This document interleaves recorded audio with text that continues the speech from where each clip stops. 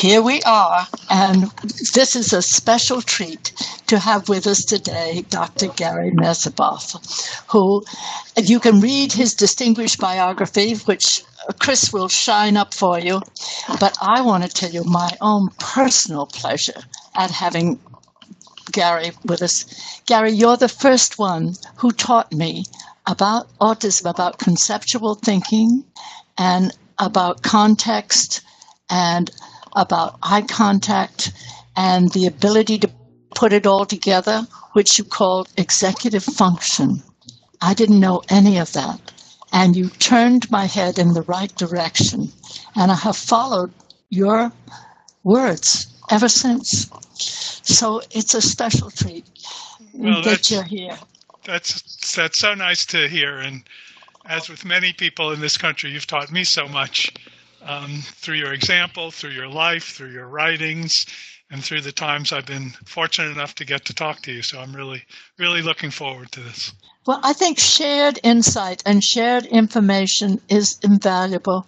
It doesn't mean you can always solve whatever problem you're facing, but it gives you an insight into it that makes it possible. And you know that it isn't personal. When your child doesn't respond, they're not having a personal reaction to you. They simply have a neurology that doesn't allow them to get to you, to respond, which I think is one of the big problems for many parents. And I felt this is why it's important today to go through this history of what happened with Bruno Bettelheim and why we young mothers in those years were so vulnerable to his denigration of us. And you are the only one, you, Gary Mesibov, you had a direct connection because you worked with Eric Schopler. And can you tell us a little bit about how you came to be with TEACCH, how Eric Schopler came to start TEACCH, what his reaction was to Bettelheim, that he started TEACCH in a reaction to his horror at what Bettelheim was doing. I think we have to know how TEACCH got started. Okay, so let me start with Eric, and I'm glad you have a picture of him, and I think he was certainly one of the great heroes of those days. And Eric decided early in his career, even before he got a PhD, that he wanted to study autism. And everybody back then, and we're talking about around 1955 to 1965 now, everybody then said, you need to study with this guy Bettelheim. And that meant going to the orthogenic school as part of the University of Chicago. So Eric went there thinking he was going with the great master. And from the start, he was a little bit confused about what he saw. Eric, I don't think, had an identity as a psychologist, but it was forming, and he certainly wasn't a Freudian psychologist. So the idea to him of the relationship between the mother and the child as being so important, that made sense to him. But the idea that somehow this relationship could become so fractured and that the parents could be doing something that could be so detrimental to the children, he never was able to get his hands around.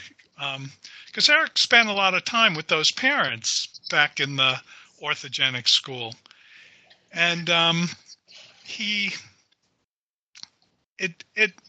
knew a lot of parents. He knew a lot of parents of children at the University of Chicago. And as he said, these parents were no different than those university parents.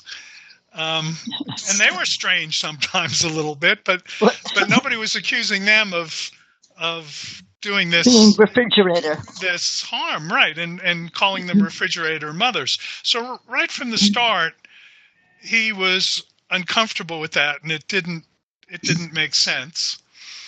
And then Eric described the treatment programs for the children as being a little bit crazy and almost like a zoo, because the idea that Bettelheim espoused, the mother caused it.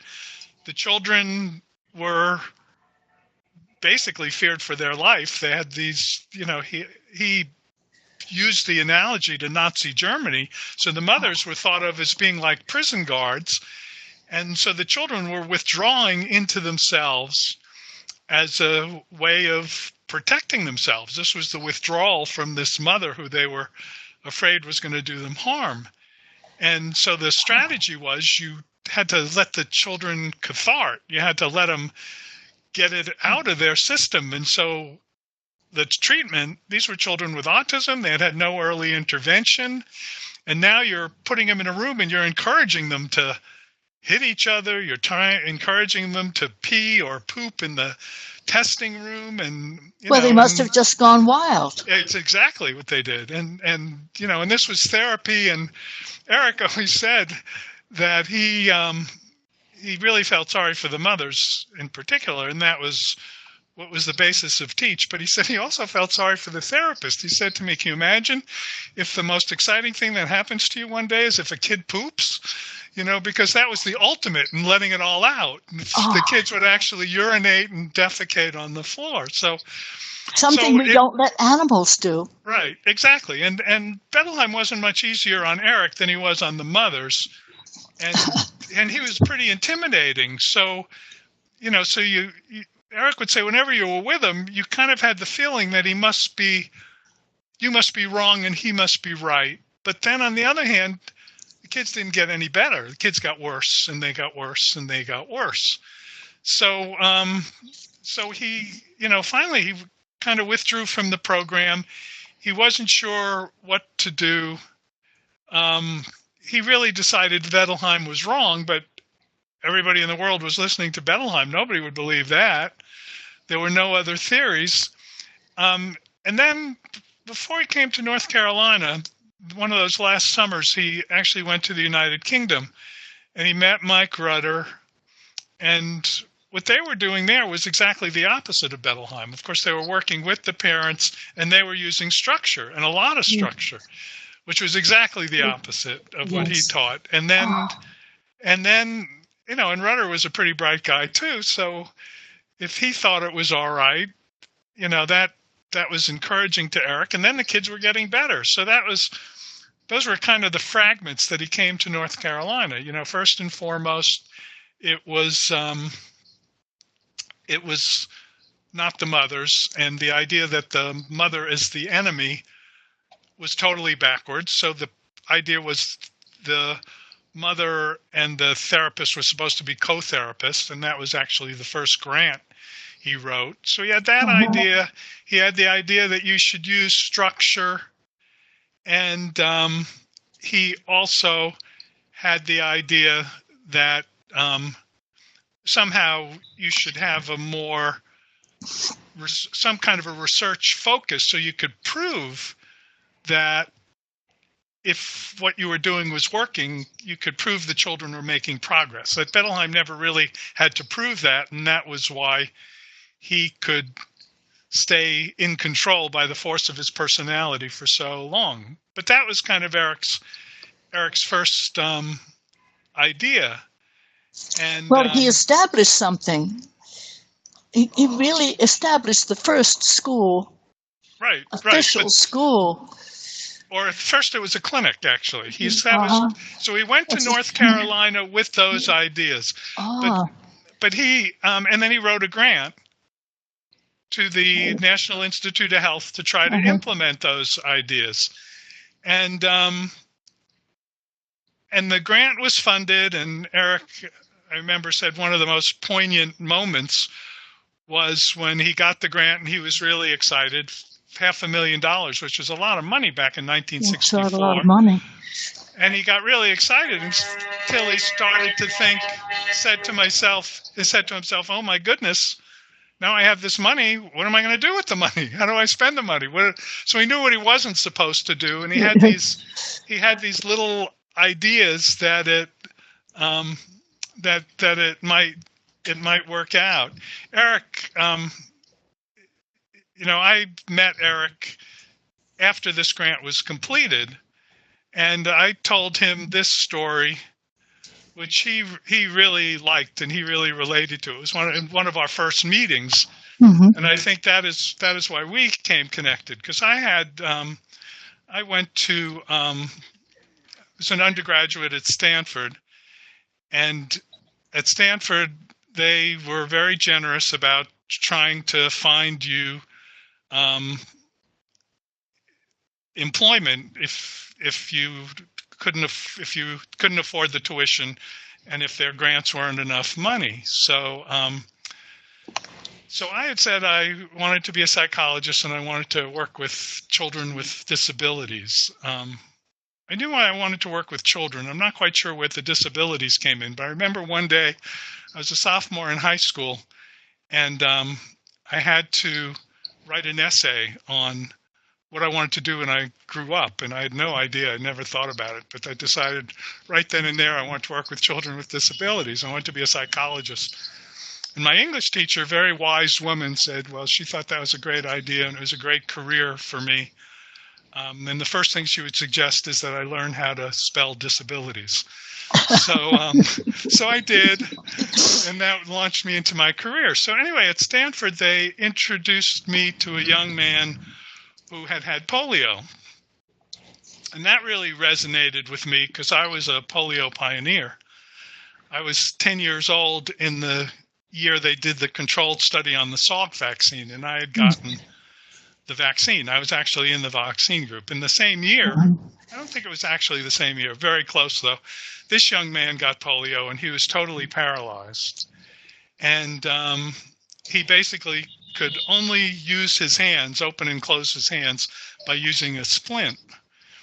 His father was a Supreme Court justice in Nebraska. He was very well connected. And he went to a place called Hastings College where he could take all his exams orally. And then he received an NSF fellowship in physics in a competitive exam in spite of his handicap. And he had planned on going to the University of Illinois, which is the place where they went. And at the last minute, they said that he was too handicapped to benefit from a graduate education, so they wouldn't accept him. And it went on, and nobody would accept him. And then somebody told his parents, well, why don't you try Stanford's physics department? Because they have two Nobel laureates who happen to have kids with autism. And they, that might be a place that would do the accommodations that you need. And so he did, and they said, okay, we'll do that, and then we'll hire somebody, and we'll pay him for his tuition and his room and board and a stipend, and he'll live with you and take care of you. So that turned out to be me. So they offered me that job, and that was how I got started. So I told Eric this story, and then I said, I agreed to do it. And then I was a little overwhelmed because this guy needed someone to help him use the toilet. He needed somebody to get him up in the morning, to go to bed at night. He had a motorized wheelchair that he had designed. And and Stanford was a big campus, and I was an undergraduate, and he was in physics, and I was in psychology, and he was a graduate. So I was trying to get my head together as to how to put all these things together. And so the dean of students was explaining all of this to me and how excited they were about being able to provide him with this opportunity. And I said, well, okay, this is fine, but how do I do this? How do I put it all together? And the dean looks me straight in the eye and he says, I don't have the faintest idea. I said, but at Stanford, we don't tell people what to do. We get good people and talented people, and we tell them to figure it out, and we provide them with all the help we can get. And so somehow I did. And Eric really laughed at that because I said, that's exactly what happened. So they got the first parent and the first three parents, and he and Bob Reichler, who was the co-founder, and they went into the room with the kid, and they had everybody in the clinic through this one-way mirror, and they figured it out. And, some of the notes from those early days, and that's really when the program evolved. So it started with a couple of ideas. a very talented mother, and then just starting with their first 10 or 15 clients, going in that room with the child and talking about what they were doing, and then trying different things, and then started to put together, the ideas of structure and structured teaching. Structure. And it was based on structure. That's why he called it structured teaching. What? I have to throw in here what happened with Temple, because one of the interesting things about New England is Puritan. We don't lie down on couches and tell people our troubles. We stand up and face them. So they're wary of Freud, and they're big on education, just exactly what you developed. And when Temple was born in 1947, and she was 2 then, so we haven't even gotten to 1950, it's 1949, he said, I think she's going to learn to talk, but let's speed up the process. And he told me who to go to. There was a little tiny network of people who were beginning to do exactly what you're describing, Gary. That's what I think, They yes. were just putting together a little program, because Temple also had to learn how to sit in her little chair and wait her turn. There were other children in that little school. And it was her first lesson in being conscious of the needs of somebody else. So, exactly. This was the same thing. People sort of playing around, getting a group of people together, trying different things, seeing what worked, and then trying to, eventually apply it to the next children, and then apply it to the next children. Developing it. Yeah, but it was really developed in the clinic, and it was really developed one-to-one. How did you come up with understanding about conceptual thinking? And perhaps I should just give the aside to anybody who doesn't know what I'm talking about. I think always of Dr. Nancy Minshew's example. She said you can say to a little boy on the spectrum, point to the shovel, and he can point to it. But if you say to him, point to the thing you dig with, he's lost. That's much harder. That's much harder. He doesn't have the idea of what the shovel is for. So you called it, to me, conceptual thinking. Right. How did you come up with that? Well, so when I came to North Carolina, I came actually on what were called the UAFs back in those days. I was one of the first people in that, when President Kennedy, who had the sister who had a developmental disability and was aware there were no professionals trained to work with it, I think it was 6 or 7 months before he was assassinated, he signed into legislation a clinical and research training program for people with MDs or PhDs. So it had to be people at the highest level just to learn about developmental disabilities. So after I got my PhD, that's how I came to North Carolina. They were one of the first to have the program, and Eric was one of several mentors. And I worked with autism, and I worked with other developmental disabilities. In what way? When you think back, what mattered the most that you got from Eric? Well, I think what mattered the most to Eric was I was working. I've lost your picture. I was working in schools, so that's why I think he was interested in that. For me, that's what I brought to him. I think what I got from him, first of all, just the courage. If you're right, the idea you can figure it out, and then if you're right, you'll prove it to other people. I mean, Eric came into North Carolina, and that was a Bettelheim program. So he was a young assistant professor, and these were his bosses, and they all believed in Bettelheim. And he had to come up for tenure in 5 years, and he said they're wrong, and I'm right, and I'm going to prove it to them. I'll tell you one other story, and this is, I think, another thing that attracted me to Eric, but again, another good learning lesson, because Eric never let me forget this and why this was so important. When I interviewed it, so I was in this training program, and then the program decided to hire me. So that was my first job, was 5 years teaching the other people who were part of this UAF. I've lost your image, Gary. Oh, so have I. It's Okay, it's you have okay. to. Okay. He's got some low bandwidth going on, Gary. So you will probably come back in a little bit. It's Okay. probably just having a little trouble Okay, getting I just through. wanted to check because I wanted everybody else to see you. So go on, Carrie. Don't stop. Don't stop. Yeah. So I was in this program. Eric was only one part of it, and I had to give a talk when North Carolina offered me a job now to be a trainer in this program, training professionals in interdisciplinary work. And I had just gone to a meeting about normalization, which was a very, very important movement in developmental disabilities. I think inclusion and integration grew out of it. But one thing about the movement that I was concerned about was, we were telling people, in my thinking, we're telling people to get out of this notion of thinking about people, putting them all in a label of autism or disabilities. But now we were putting them in another label called normalization, being normal. And I felt like that should be accommodated, that we should be thinking about not how to make them normal, but how to enable them to live full and rich and meaningful lives based on who they were. I mean, to me, a very, very reasonable. And after all, what is normal? Right. And normal for what?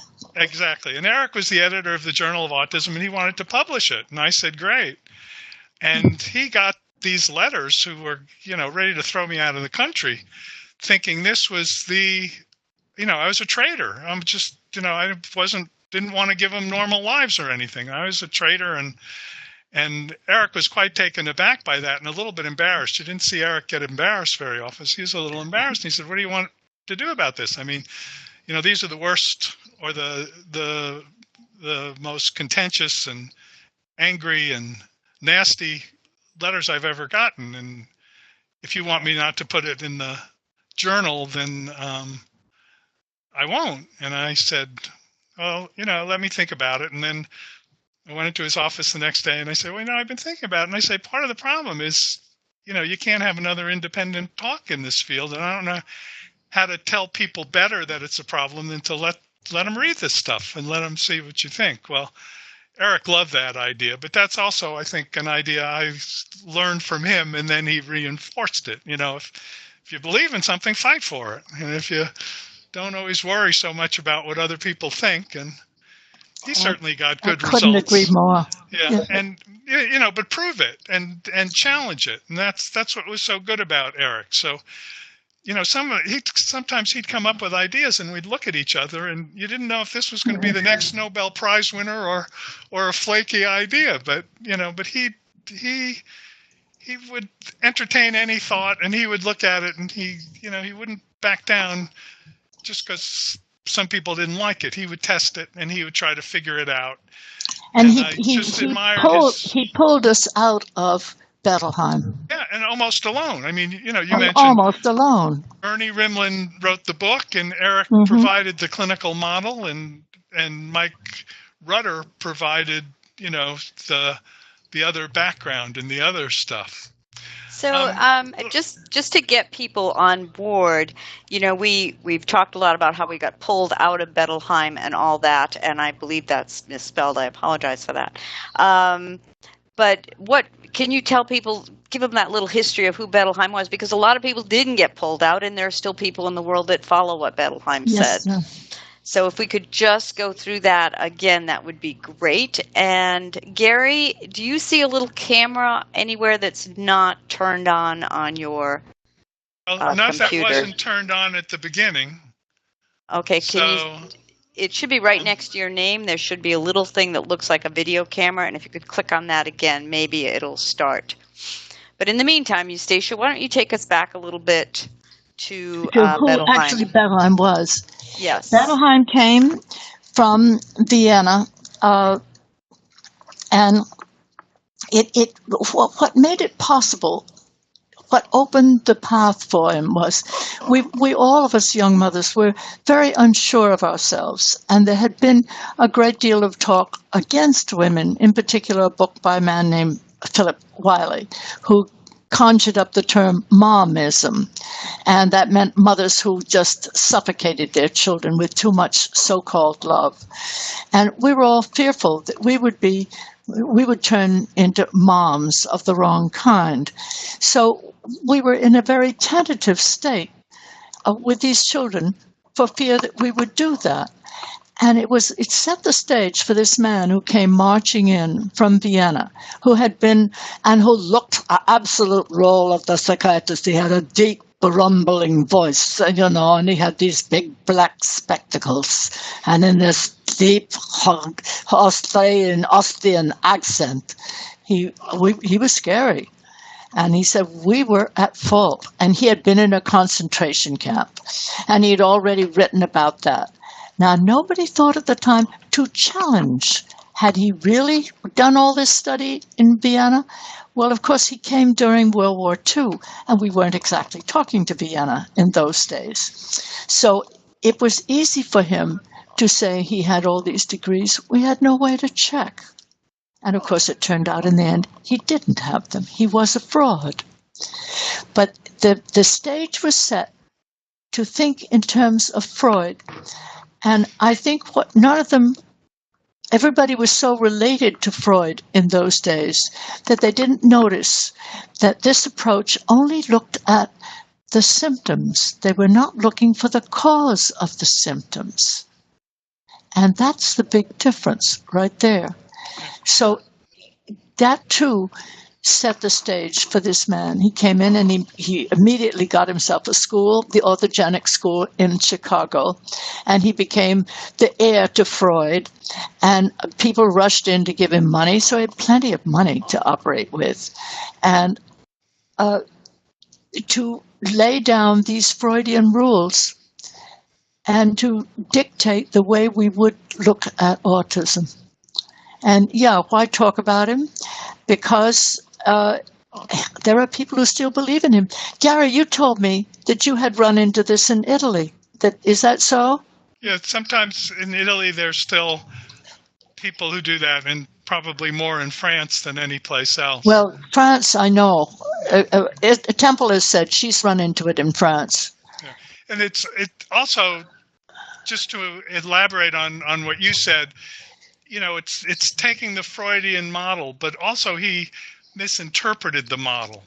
So he took an idea of Freud's, and most people today would say he misinterpreted. So Freud had this idea that, remember, Freud emphasizes the subconscious, so things that are operating in your mind that you're not always fully aware of. And one of Freud's ideas was that every mother at some point wishes their child was never born. I think often in the middle of the night when they're exhausted and they've gotten up one more time. Exactly. And they're exhausted and they're overwhelmed. And it's very brief and it's very transitory. Yes. And they get a good night's sleep and it's over. Well, Bettelheim took that idea and blew it up. Turned it as a central part of their relationship. And he said that this is a pervasive feeling of the mother, and the child senses it on. And that's why the child gets so withdrawn, because the child fears for his life, because the mother wishes he was never born. It's another way of saying the mother wishes he's dead. So he takes it, he makes it stronger, he makes it longer lasting. And then that's why the child is not able to communicate, and that's why the child's not able to interact. It's because he doesn't, because the child is so afraid of the mother, and all of this is operating on a subconscious level.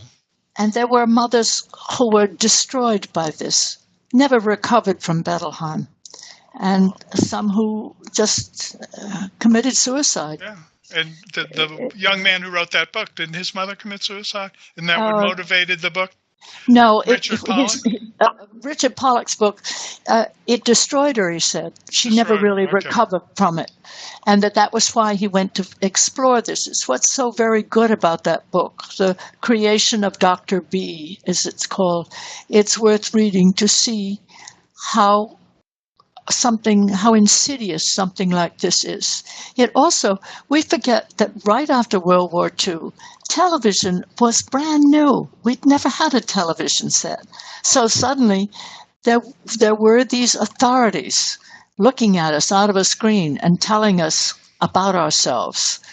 It was very intimidating. So all of those points fed into this, and they're still there. That's why we have to keep it in mind that this kind of pop thinking, I liked what Eric Schopler wrote about the pop thinking. I think I sent it to you in brief. It was something he published where he warned us against the danger of collective popular thinking. It's easy, and also to easy answers. And the problem is, blame is the easiest answer of all. Right. One other thing I guess I'd like to say about the direction Eric took, which I think was incredibly important for the field and started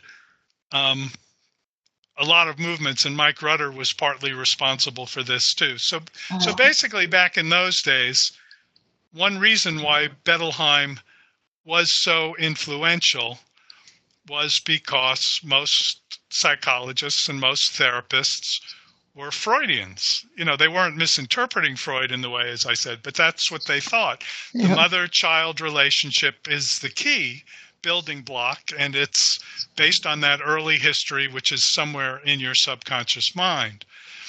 Okay, so then Bernie Rimland writes this history in 1964, where he very articulately makes an argument for the biological basis, the cognitive basis. The brain is the difference in people with autism. Their brains function differently.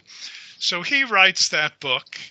And then Ivar Lovaas comes along. That's right. And Lovaas brings behavior therapy into play. Now, that was interesting because Eric liked behavior therapy. He and Lovaas never got along very well, though, because Lovaas started with the punishment side of it. And Eric didn't like that. I remember the first time I ever saw Lovaas was in my psychology class as an undergraduate. I don't know where this video is. I'd love to see it. But but I remember Lovaas with a cattle prod in it. And he said, if you really love the child, you're going to be willing to shock him. So that was a tough one for Eric because he basically believed that the consequences of your behavior influencing what you do, but he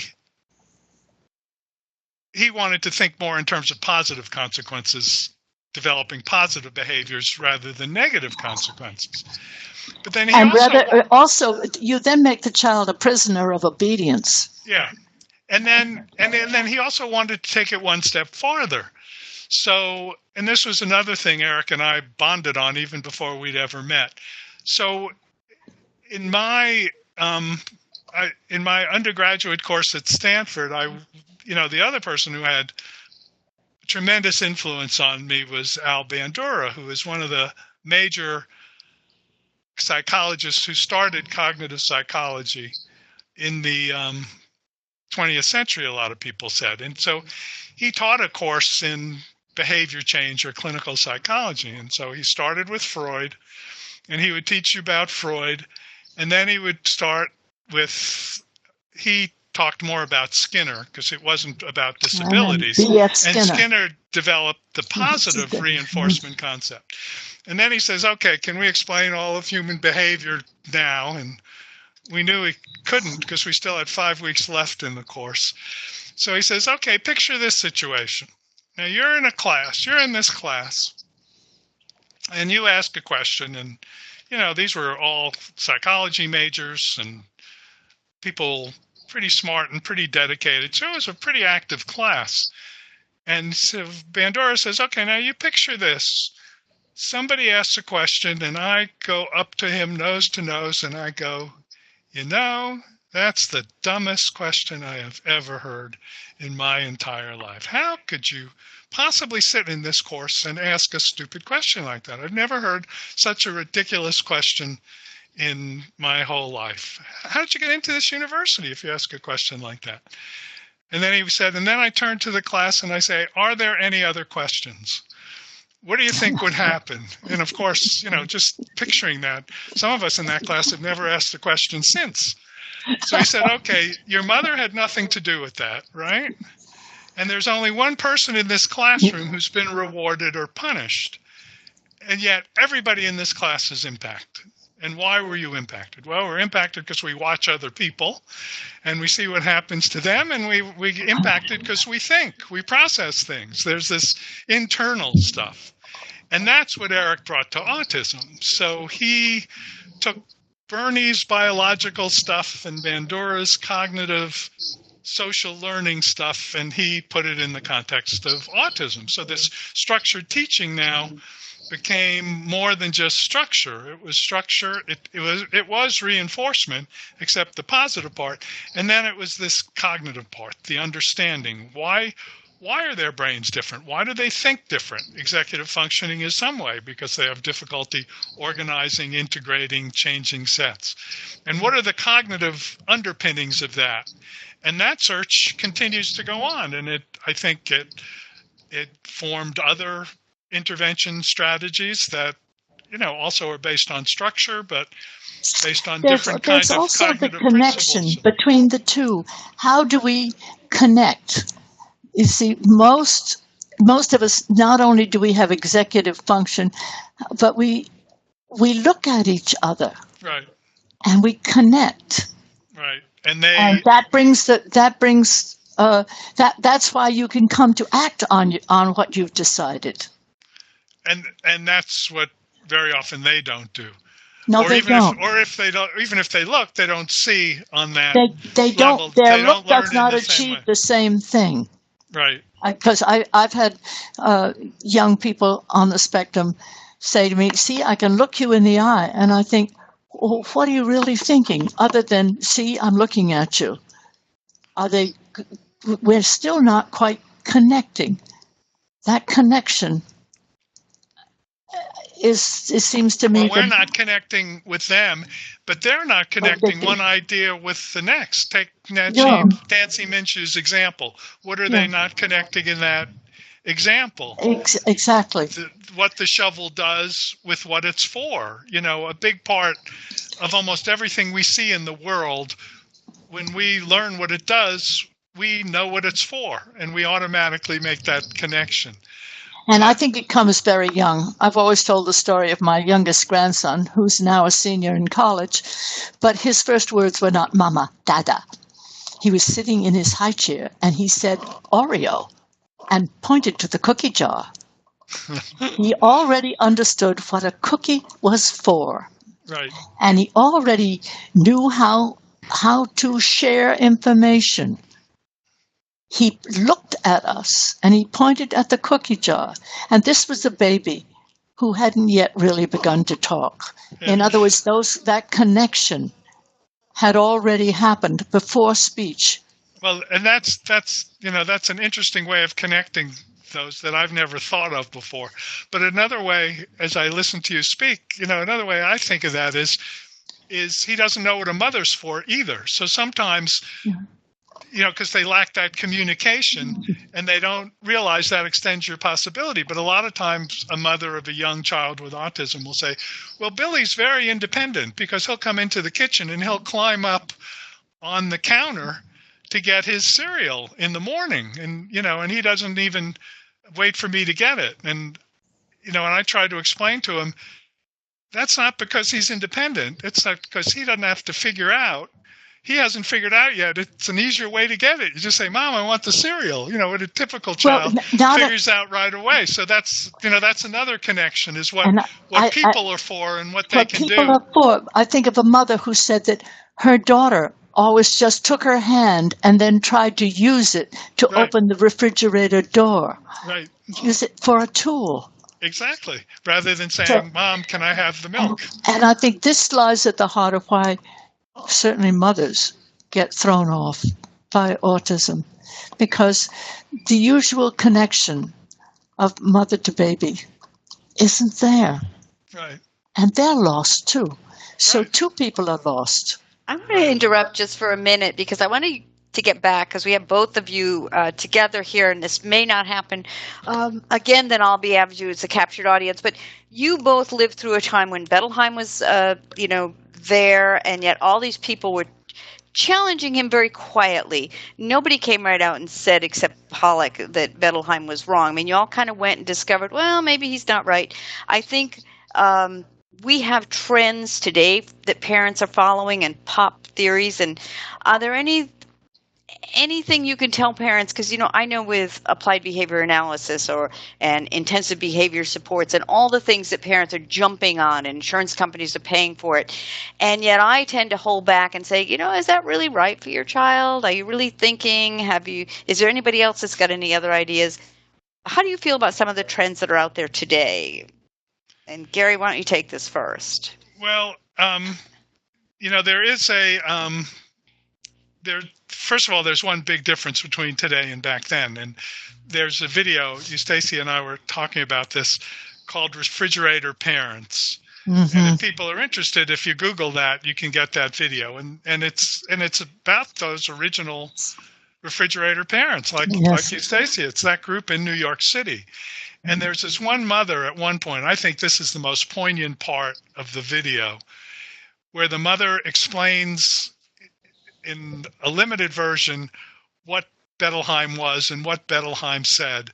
And then she looks at the camera and she says, and the world fell for it. And that changed everything then versus now, because the world fell for it. So everybody was saying that. It's like you're in a room and everybody's believing something. So I think it's you can disagree today and not be labeled some kind of crazy person, because there's no theory that everybody falls for. So that's one thing. Second of all, I think today there are a lot of different theories, and always some dangerous ones. Sometimes funny ones and dangerous ones. Like wild boar therapy, I remember, was one where if you eat zebra and lion meat, that cleanses your body, and then all of a sudden everything's okay. Well, you don't have to go out and hunt it yourself, so it's not dangerous, but it's expensive to get zebra and lion meat delivered to your door, and these parents don't need that. But so there's always been ones like that. But now there's one related to bleach and having the child to drink this bleach, and which could kill them in certain extremes. So some of them, are just, you have to play it out and you have to try it, and then some of them are just confusing. Then you move on if it doesn't work. Yeah, but some of them are also dangerous. So yes, I haven't heard the bleach one, so that's horrifying. That I just read. So I guess what I would say to parents is, is first of all that there's stuff you can read which evaluates different kinds of interventions. There's a book that just came out from a large research group in the United Kingdom, which very carefully and thoroughly, impartially goes through a lot of different interventions, tells you some of the advantages. So if you're a reader and you want to do that, you can. The other thing I try very hard to get them to do is to test it.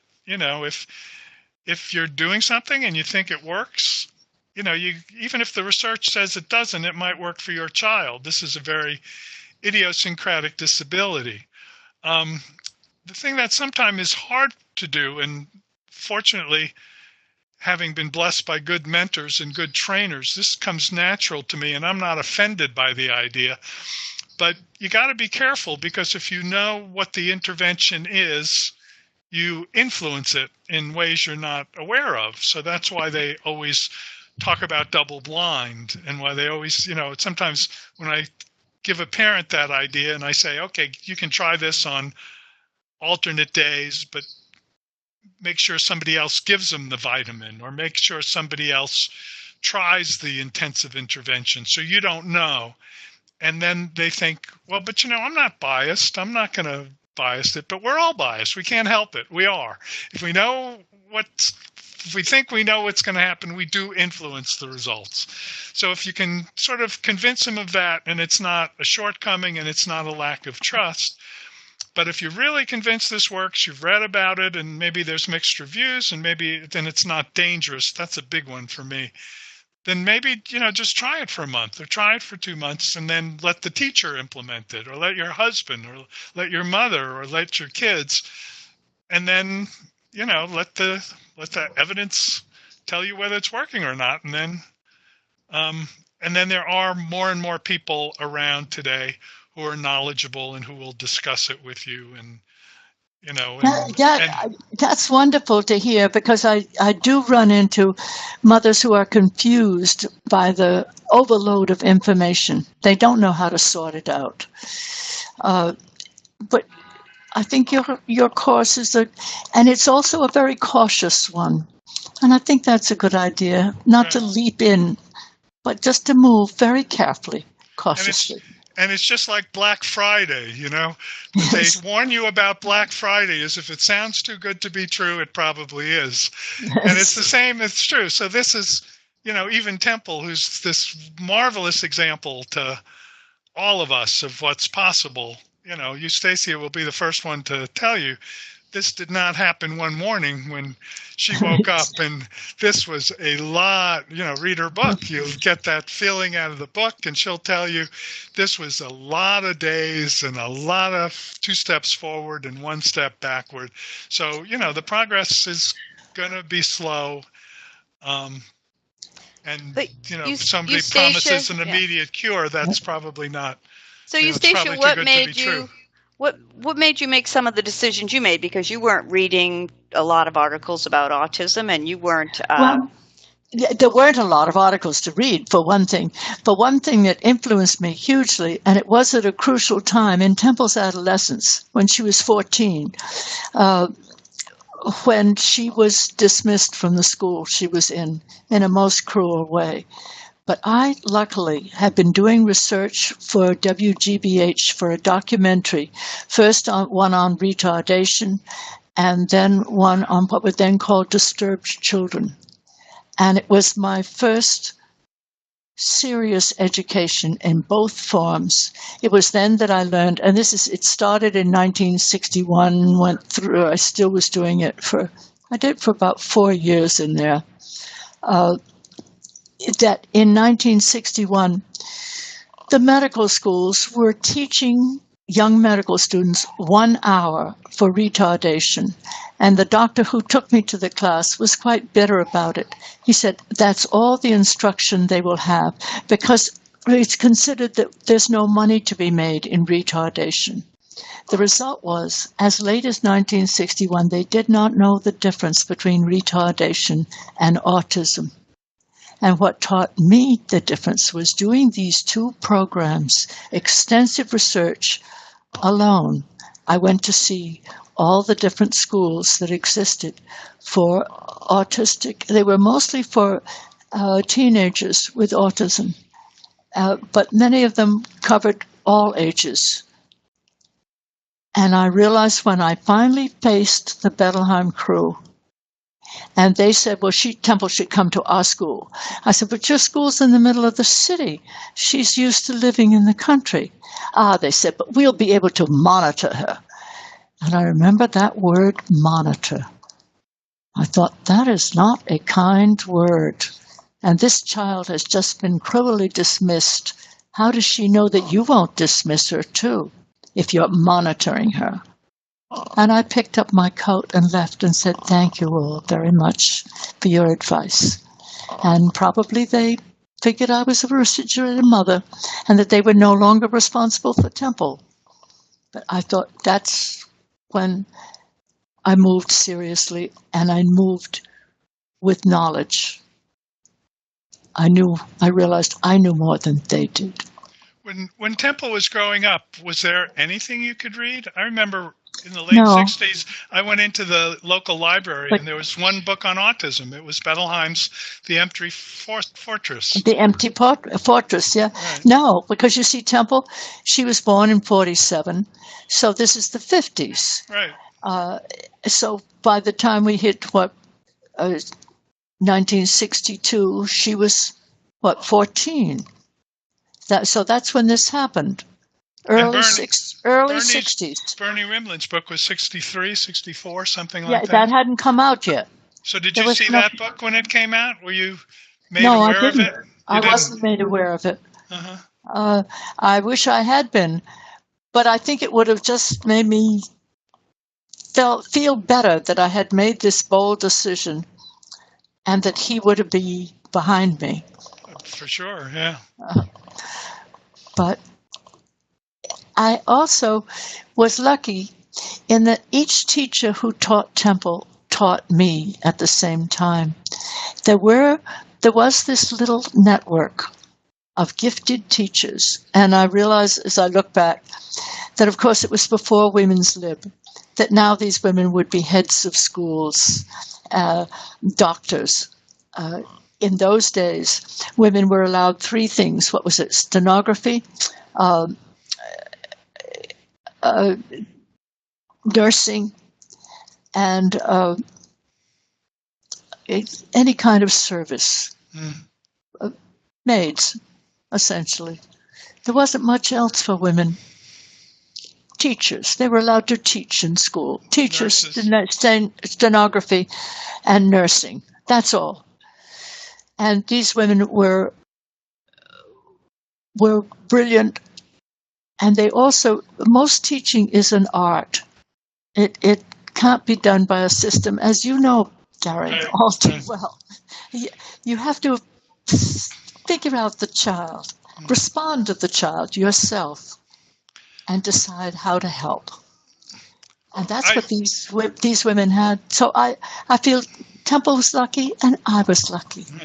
And I think the teachers were lucky too, because I'll bet they learned as much from you as you did from them. We shared. Yeah, and that's what Eric and Bob Reichler's early sessions were like. It was the mothers were in there and the therapists were in there, Yes. and then a group of people behind. And I mean, it was a real sharing of ideas, and and you came to realize back then that nobody was right or wrong, but a mother sees a child in different circumstances, so Yes. they have different information. And then a professional who's seen a lot of children in the same situation, well, we come with a different set of information and a different, and the real openness back in those days. And, you could just sit around and talk. Exactly the same thing, that the mothers had taught her so much. Right. Yeah, because we can't climb into their house and see what they do all day long. I have a personal question for both of you. Now, we look at Leo Connor, who did this huge about face, which he must have been an amazing person that he could be going so strongly down one path and then go, oops, sorry, I was wrong. I really I shouldn't have said that, and that was my whole theory's changed. Have either of you had something where you were going down a path and realized that it was wrong and you did a complete about face? And have changed the way, or not? I don't know. I've done a lot of that. I've just had to do a lot of oops. I think I'll go another road. But they were small things. I think what Leo Kana did was an extraordinary thing, and it says something about him as a person. And I think his apology to women at that first autism meeting was incredible. He came forward, and by this time he was old and frail, and apologized to all the women at that first autism gathering in Washington, D.C. in 1969, I think it was. What about you, Gary? Yeah, well, it's a very humbling field. So every time, back in the old days, and we still do this now, when I'm behind a one-way mirror and I'm watching a child being evaluated, and I say, now he's going to surprise you. I bet he can do that. And then, of course, the child doesn't do it. Or the other thing that happens is I said, the mother's trying something, and I say, talking to her through it. Well, he's not going to be able to do that. Maybe we should back down. And she said, watch me, so as people I've worked with for a long time say, in a funny way, they admire me because I still make predictions.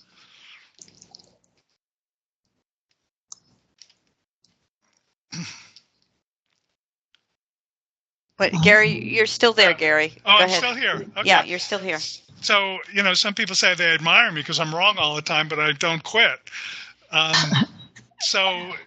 Well, I think always of Edison, who was accused of having 30 failures. He said they were none of them, before he hit upon the electric light, he said they were none of them failures. Yeah. They were, each one taught me how not to do it. Exactly. And you do learn more from your failures. That sticks in your mind, because if you predicted in the wrong direction, then it comes out another way.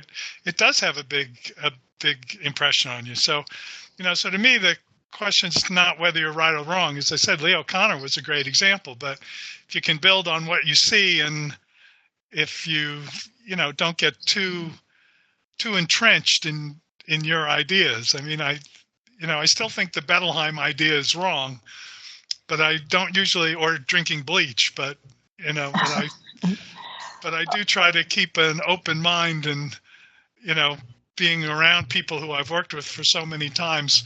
Well, here anytime I I start feeling a little too big, they remind me of the 50 times that I was, or the people with autism. Some of the people I worked with now who are close to Temple's age, 40 or 50, and I used to do these social skills groups, and I have these dinners, with maybe small groups of them once a month, and I'll get 5 or 6 kids who are now 45 or 50, and I worked with when they were 5 or 10, and invariably they'll walk in and they'll say, Gary, do you remember in 1983 when you were 12 minutes late for our first social skills meeting and everybody got so upset? And so everything I've done wrong is registered in all of their heads, and they always remind me. They never forget those details. But I only have a couple of minutes Chris, left. you put up. Yes, you put up. I'm so glad. And Ruth I think Sullivan's we need to kind of sum it up with the parents beginning to work together, because that's what we went after all that. Yes, so, we did. Gary, you're fine. Oh, okay. Ruth Sullivan started that. She was the one, and she had been a nurse during World War II. That's how she got her PhD on the GI Bill of Rights, as an Army nurse. And her boy, Joseph, was her 4th child, I think, 3rd or 4th. And she knew that she was not a refrigerator mother. And she was one, there were 3 of them. There was Ruth, and there was a woman, Audrey somebody or other, her name is gone from me, and I can't find her in any of my records. But they put that meeting together. And she has worked tirelessly for years. And she deserves a big accolade.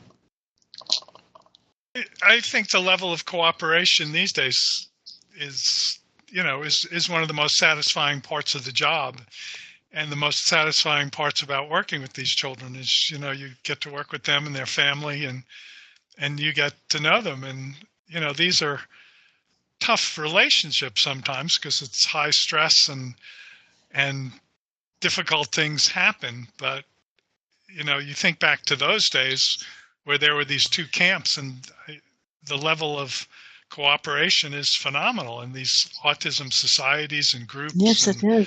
Programs, that's just a tribute to all those collaborations.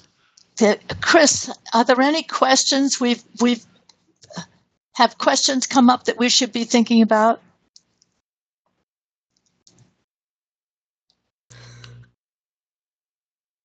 No. And I'm coughing. So. No questions. No. Okay. Excuse me, Gary. I didn't mean to interrupt you, but okay. I just thought that we ought to. That was a good thought. And I did interrupt. So we need. I'm sorry. We need to close it up. Well, that's one of the reasons I did that, because I looked at the time and thought we're coming to the end of the hour. But Gary, I hope this is to be continued. Oh, I do too. I think we have to pick up where we left off and do another. Well, I always learn a lot, and I love to listen to you, so I'm Well, up for I it. love to listen to you. I'm up for it anytime. Thanks for having me. Thank you. And Thank you so thanks to much. all of you for putting this together. Great. Thank you. To be continued. Okay. Bye-bye. Bye-bye. Bye. Thank you, everyone. Thank you.